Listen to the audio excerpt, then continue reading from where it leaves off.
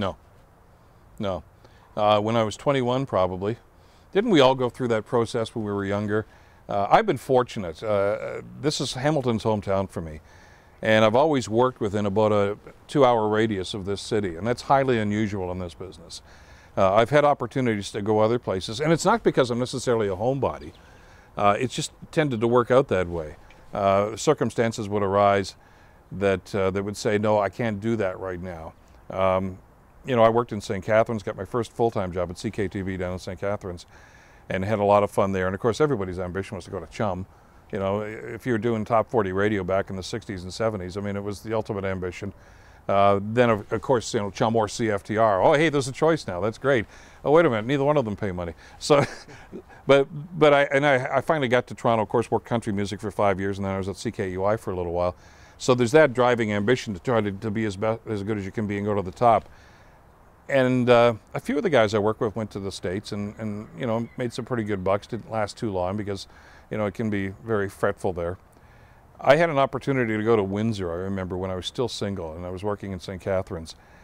And an old buddy of mine who was working down there at the FM station, which was country music format at the time, said, look, they're looking for a swing guy.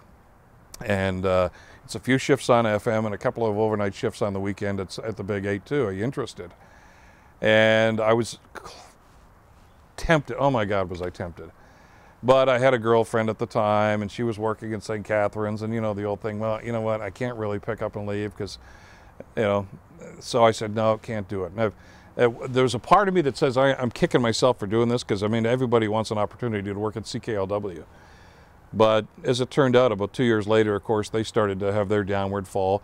About 3 weeks after that, I broke up with a girl. So yeah, you never know. But at this stage, I mean, you know, I've been around. I've got roots in this community now.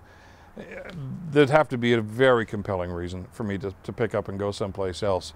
And by that, I mean Southern Ontario, because I mean, obviously in this market here, I mean, I worked in Toronto and around the Southern Ontario area here. So there's always that possibility that you look for an opportunity at one of those places if it comes up.